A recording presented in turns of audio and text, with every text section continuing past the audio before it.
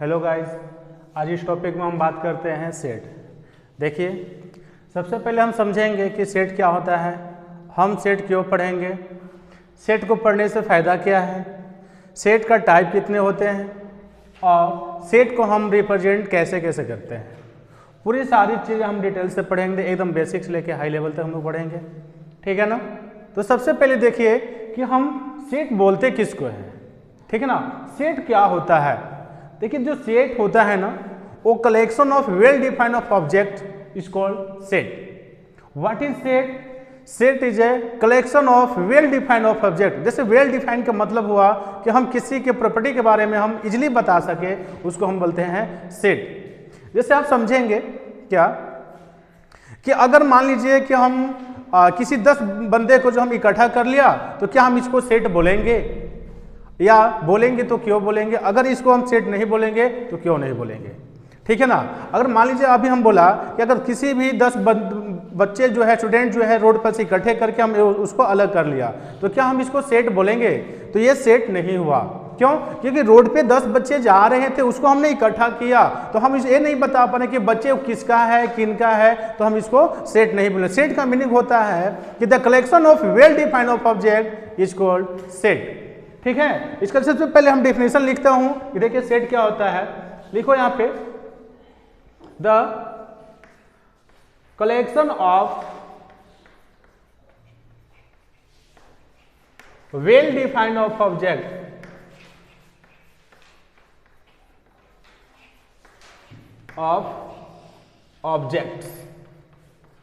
Well defined of object का meaning हुआ कि हम किसी भी ऑब्जेक्ट के बारे में पता कर सके, उसके प्रॉपर्टी के बारे में बता सकते, उसके गुण के बारे में बता सकते, तब जाके हम उसको सेट बोलेंगे। अगर हम जैसे बोलेंगे the set of natural number, एक नेचुरल नंबर जो है 1 से स्टार्ट होता है और इन्फिनिटी तक जाता है, तो हम उसको सेट बोलेंगे।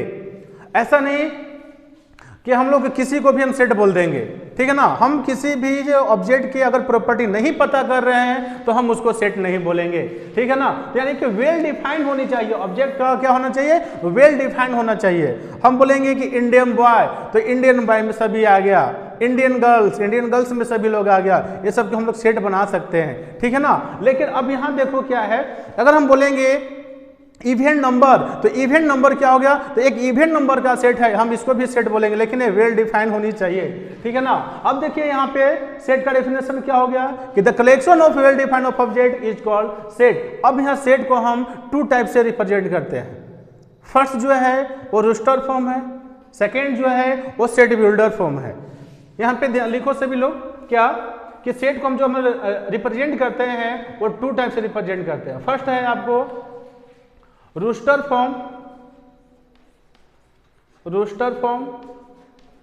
एंड आपका सेकेंड है set builder form. Set builder form,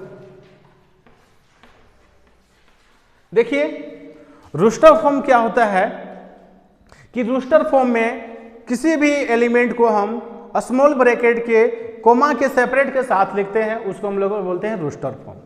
roster form क्या होता है कि रोस्टर फॉर्म में एलिमेंट को कोमा के सेपरेट के साथ लिखते हैं, उसको हम बोलते हैं रोस्टर फॉर्म। और रोस्टर फॉर्म में जो रिपीटेड एलिमेंट को हम नहीं लिखते हैं, ठीक है ना। देखो रोस्टर फॉर्म क्या होता है कि कर्ली ब्रैकेट के अंदर किसी भी एलिमेंट को कोमा के सेपरेट के साथ जब हम लिखते हैं तो उसको हम बोलते हैं रोस्टर फॉर्म। रोस्टर फॉर्म में कोई भी एलिमेंट रिपीट नहीं होता है, इसको एलिमेंट को हम एक बार ही लिखते हैं। जैसे हम यहाँ पे बोलेंगे कि जैसे इसको एक वर्ड है, देखना एक वर्ड है इलाहाबाद,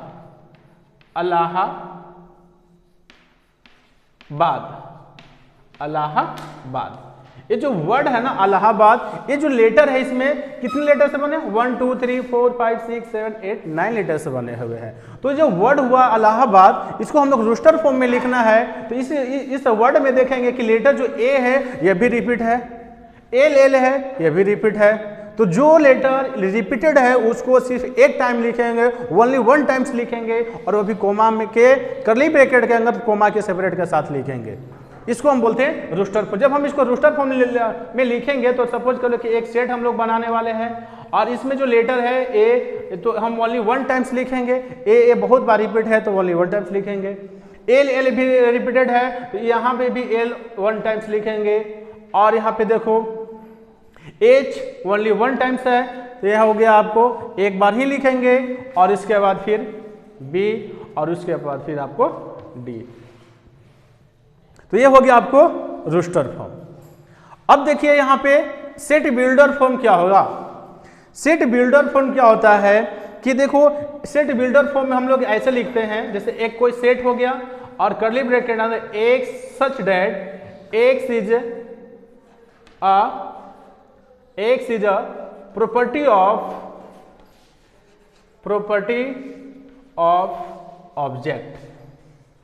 ऑब्जेक्ट। इस तरह से अगर हम लिख देंगे, एक सेंटेंस बना के लिख देंगे तो ये आपको हो जाएगा सेट बिल्डर फॉर्म। यानी कि ओवरऑल कहा जाए तो सेट को हम 2 टाइप से रिप्रेजेंट करते हैं। फर्स्ट जो है रूस्टर फॉर्म एंड सेकंड जो है वो set builder form. Set builder form क्या होता है कि एक्स सच डेट एक्स की प्रॉपर्टी के बारे में हम लिखते हैं तो उसको हम बोलते हैं सेट बिल्डर फॉर्म। अब यहाँ जैसे इसका कुछ एग्जांपल समझना, जैसे हम आपको यहाँ पे लिखेंगे कि इस तरह से कि एक सेट है जिसमें जो एलिमेंट है आपके पास वो है 2 4 6 8 dot dot dot like this, इस तरह से है। यानी कि हम बोल सकते हैं सेट ऑफ इवन नंबर है। अब इसको आपको सेट बिल्डर फॉर्म में लिखना है। आप कैसे लिखेंगे, बहुत इजी होता है। देखिए इसको हम ये रूस्टर फॉर्म में है, कैसे जानेंगे रूस्टर फॉर्म में है तो एलिमेंट जो है ओनली 1 टाइम्स लिखा हुआ है और कोमा के सेपरेट के साथ लिखा हुआ है, इसलिए हम बोलेंगे रूस्टर फॉर्म में है। अब इसको सेट बिल्डर फॉर्म में लिखना है तो देखिए सेट बिल्डर फॉर्म में कैसे लिखेंगे, आप ऐसे लिखेंगे x such that x is a even number, x is a even number. हम x की प्रॉपर्टी के बारे में बता रहे हैं तब जाके हो गया आपको सेट बिल्डर फॉर्म हो गया। ठीक है। अब देखिए इसमें एक नोट पॉइंट समझना है, बिलोंग्स टू और नॉट बिलोंग्स टू। जैसे बिलोंग्स टू का मीनिंग क्या होता है और नॉट बिलोंग्स टू का मीनिंग क्या होता है, यह भी आपको मैं अभी जस्ट बताने वाला हूं। एक नोट पॉइंट में लिख लो इसको सभी लोग, नोट पॉइंट में नोट पॉइंट में लिखना है क्या, बिलोंग्स टू और नॉट बिलोंग्स टू। देखिए ये जो सिंबल है ना इसको हम लोग रीड करते हैं बिलोंग्स टू। ये जो सिंबल है ना इसको रीड करते हैं हम बिलोंग्स टू। मैं लिख देता हूं यहां, इसको हम लोग पढ़ते हैं बिलोंग्स टू। और ए सिंबल जो है यहां अगर इसको कैंसिल कर देते हैं इसको रीड करते हैं नॉट बिलोंग्स टू। इसको रीड करते हैं नॉट बिलोंग्स टू। अच्छा अब देखो बिलोंग्स टू का मीनिंग क्या हुआ और नॉट बिलोंग्स टू का मीनिंग क्या होता है, अभी हम जस्ट आपको बताने वाले हैं। ठीक है, लिखिए इसको।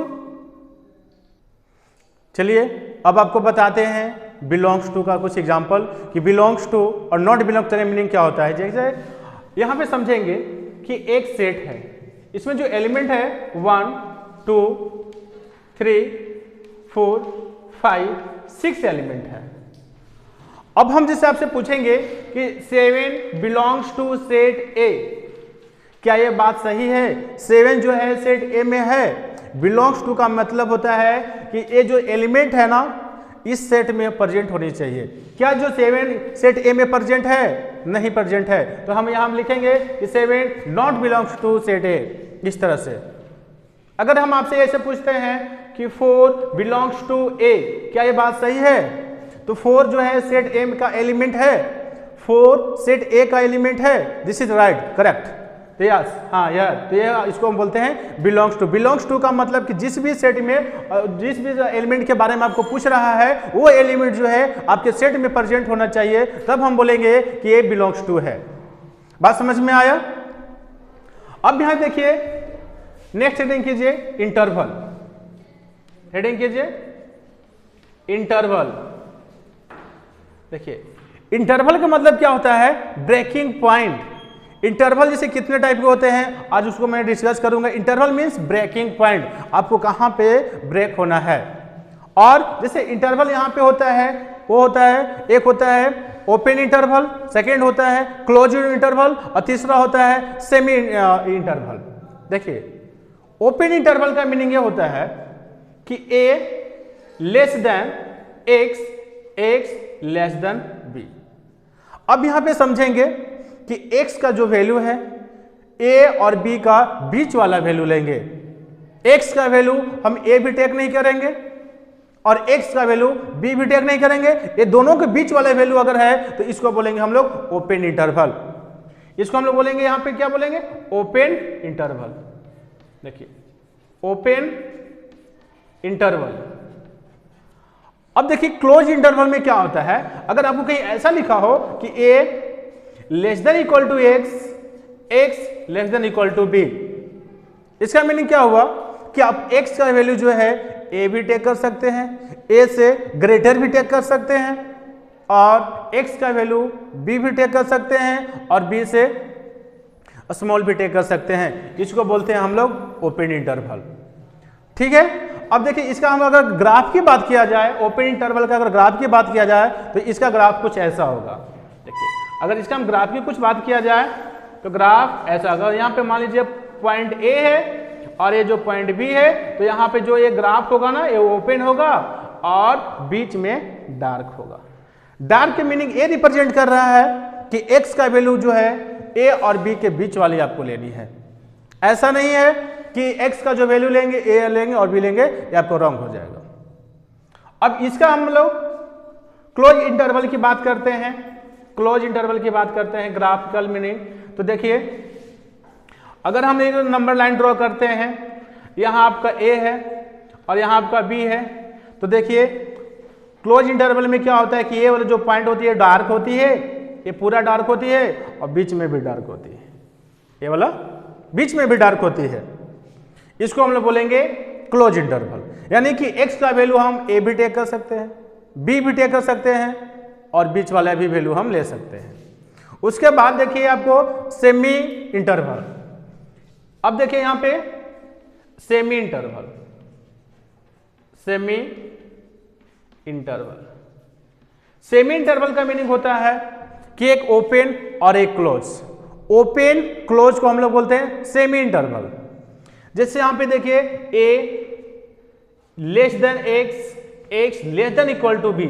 अब देखिए यहां पे x का वैल्यू जो है a से ग्रेटर लेंगे और यहां पे b का इक्वल लेंगे या तो b से स्मॉल लेंगे। मतलब एक क्लोज होगा तो एक ओपन होगा, या फिर एक दूसरा क्लोज तो फिर दूसरा ओपन। इस तरह के इंटरवल को हम लोग बोलते हैं सेमी इंटरवल। ठीक है, लिखिए इसको। अब देखिए अभी जस्ट आपको मैं बताया हूं इंटरवल के बारे में, इंटरवल का टाइप्स। ओपन इंटरवल क्या होता है, क्लोज इंटरवल क्या होता है, ओपन इंटरवल का ग्राफ कैसा होता है, क्लोज इंटरवल का ग्राफ कैसा होता है और सेमी इंटरवल का ग्राफ कैसा होता है।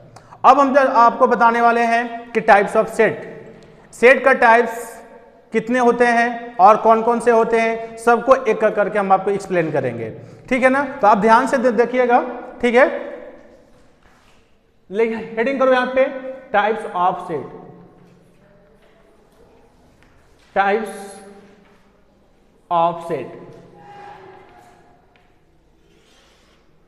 टाइप्स ऑफ सेट में सबसे पहले हेडिंग करेंगे नल सेट। Null set. देखो नल सेट क्या होता है, a set is said to be null set if which contain no element. A set is said to be null set which contain no set. मतलब meaning, इसका meaning क्या हुआ कि वैसा सेट जिसमें कोई भी एलिमेंट नहीं हो तो उस सेट को हम लोग बोलेंगे नल सेट। जैसे हम आपको बोलेंगे एक ऐसा नंबर बताओ जो 2 से लेस हो और 7 से ग्रेटर हो। मैं क्या बोला, आप एक ऐसा नंबर बताना जो 2 से छोटा और 7 से ग्रेटर, कौन सा ऐसा नंबर होगा? तो विच इज नॉट पॉसिबल। दुनिया का ऐसा कोई सा भी नंबर नहीं है जो 2 से छोटा हो और 7 से ग्रेटर हो। तो अगर ऐसे सेट को हम लोग बनाते हैं तो इस तरह को सेट को हम लोग बोलेंगे नल सेट बोलेंगे।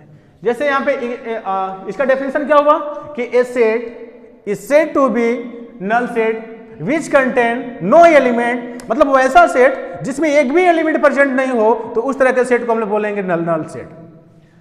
इसके एग्जांपल समझेंगे।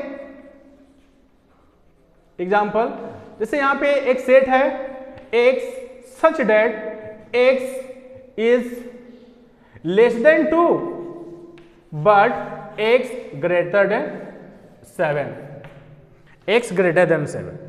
x का वैसा वैल्यू बताओ जो 2 से छोटा हो और 7 से ग्रेटर हो, तो कोई भी ऐसा नंबर नहीं हो सकता, which is not possible. Means ये जो सेट है वो नल सेट है। नल सेट को हम रिप्रेजेंट करते हैं 5 से, ठीक है ना। नेक्स्ट देखो, ये नल सेट हो गया। Next finite set. Finite set देखो, फाइनाइट सेट क्या होता है, जिस सेट में वैसा सेट जिसमें एलिमेंट को हम लोग ना काउंट कर सकते हैं, उस सेट को हम लोग बोलेंगे फाइनाइट सेट। जिस सेट में हम एलिमेंट को काउंट कर सकते हैं, उस सेट को हम लोग बोलेंगे फाइनाइट सेट। जैसे हम लोग बोलेंगे, आपको हम बोलेंगे कि एक सेट है, नेचुरल नंबर का सेट है, तो ये फाइनाइट सेट है या इनफाइनाइट सेट है। तो देखो, नेचुरल नंबर तो बहुत सारे होते हैं ना, 1 2 3 4 5 6 डॉट डॉट लाइक दिस। तो क्या हम इस सबको काउंट कर सकते हैं? नहीं, विच इज नॉट पॉसिबल। हम नेचुरल नंबर को काउंट नहीं कर सकते कि कितने नेचुरल नंबर है। तो नेचुरल नंबर जो हुआ वो इनफाइनाइट सेट हुआ। तो फाइनाइट सेट क्या होगा कि जिसमें हम एलिमेंट को काउंट कर सकते हैं, वो आपका हो गया फाइनाइट सेट।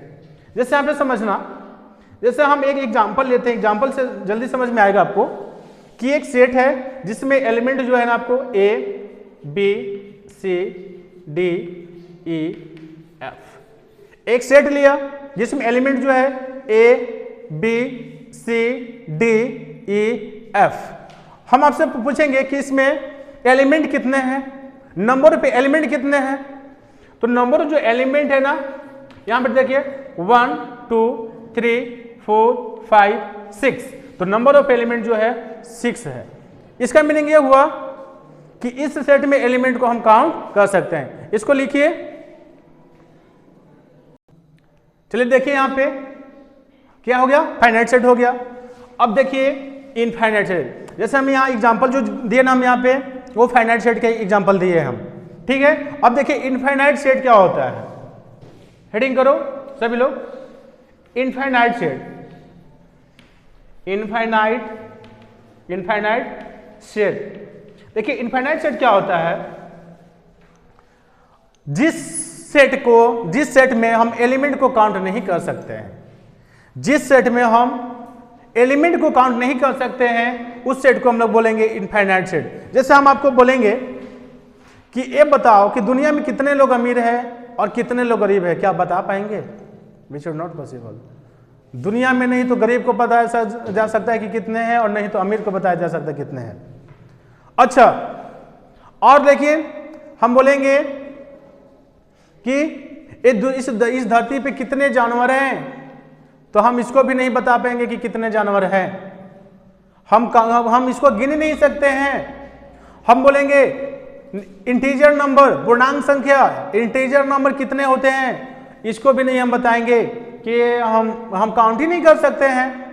तो इनफाइनाइट सेट का मीनिंग हुआ कि जिस सेट के एलिमेंट को हम नहीं काउंट कर सकते हैं, तो उस सेट को हम लोग बोलेंगे इनफाइनाइट सेट, और जिस सेट के एलिमेंट को हम काउंट कर सकते हैं, तो उसको हम लोग बोलेंगे फाइनाइट सेट। जैसे क्या होगा इनफाइनाइट सेट का, the set of natural number and the set of the integer number. ये सब का एग्जांपल जो हो गया वो इनफाइनाइट सेट का एग्जांपल हो गया आपको, ठीक है। जैसे इसका एग्जांपल क्या हो जाएगा आपको, एग्जांपल देखिए, अगर हम नेचुरल नंबर का सेट दे दे तो यह हो गया आपको इनफाइनाइट सेट हो गया। इस तरह से 1 2 3 4 5 dot dot like this, finite set का, और ठीक है ना। और देखिए अगर इंटीजर नंबर का हम एग्जांपल, ये इंटीजर नंबर का जो भी सेट हो गया वो हो गया इनफाइनाइट सेट, क्योंकि इंटीजर कितने इंटीजर होते हैं हम बता नहीं पाएंगे, इनफाइनाइट नंबर होते हैं, हम इसके बारे में नहीं बता सकते हैं। तो इंटीजर नंबर भी जो हो गया, जैसे integer number 1 2 3 4 like dot dot -1 -2 -3 dot dot -infinity तक। लिखिए इसको, ठीक है। अब देखिए यहां पे हम बताते हैं आपको इक्वल सेट क्या होता है। हेडिंग करेंगे सभी लोग, इक्वल सेट। इक्वल सेट, देखिए इक्वल सेट क्या होता है। जब दो सेट को हम लोग इक्वल सेट कब बोलेंगे, जब टू सेट में same element and same number of element दोनों इक्वल हो गए तो हम लोग बोलेंगे ये जो टू सेट है वो इक्वल सेट होगा। Two set is said to be equal set if they have same element and same number of element, then it is called equal set. जैसे यहां पे समझिए कि सेट ए में यहां पे ए बी सी डी, ए जो है ABCD जो है सेट ए का एलिमेंट है और number of element of set A, number of element set A is equal to यहां पे 4 है। और एक सेट और लेते हैं हम इस तरह से कि यहां पे 1 2 3 4, इसमें भी सेट बी में नंबर ऑफ एलिमेंट हो गया, number of element in set B is equal to यहां पे 4। देखिए तो क्या हम ए और बी इक्वल सेट है? ए और बी इक्वल सेट नहीं है। क्यों नहीं है भाई? देखिए नंबर ऑफ एलिमेंट तो इक्वल है बट सेम एलिमेंट नहीं है, बट सेम एलिमेंट नहीं है। यहां पे जो एलिमेंट है वो ABCD है, यहां पे जो एलिमेंट है वो 1 2 3 4 है, यानी कि सेम एलिमेंट नहीं है but number of element same है, तो हम इसको इक्वल सेट नहीं बोलेंगे। ए नॉट इक्वल टू बी, जहां पे भी सेम एलिमेंट और सेम नंबर ऑफ एलिमेंट दोनों इक्वल होगा तब जाके हम टू सेट को इक्वल सेट बोलेंगे।